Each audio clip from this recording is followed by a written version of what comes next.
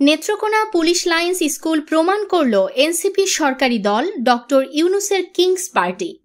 অনিবন্ধিত রাজনৈতিক দল জাতীয় নাগরিক পার্টি এনসিপির নিয়ে বিতর্ক পিছু ছাড়ছে না।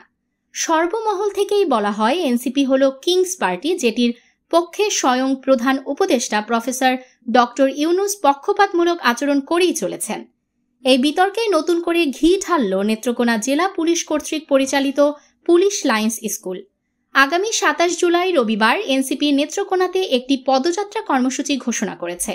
এই কর্মসূচিতে নিরাপত্তা দেওয়ার উদ্দেশ্যে গোটা নেত্রকোনার পুলিশ ফোর্সকে নির্দেশনা দেওয়া হয়েছে।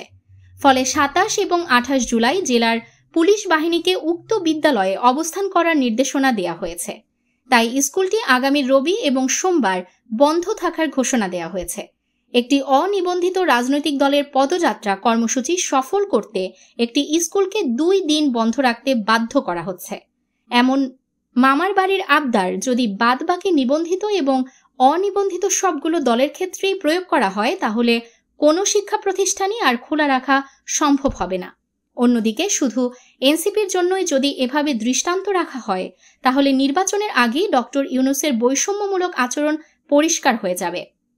ফলে তার এই সরকারের পক্ষে সুষ্ঠু এবং নিরপেক্ষ নির্বাচন অনুষ্ঠান আয়োজন করা যে সম্ভব না, সেটা দিবালোকের মতোই স্পষ্ট বলে রাজনৈতিক বিশ্লেষকরা মনে করেন। নিউজ ডেস্ক, দৈনিক অন্যধারা।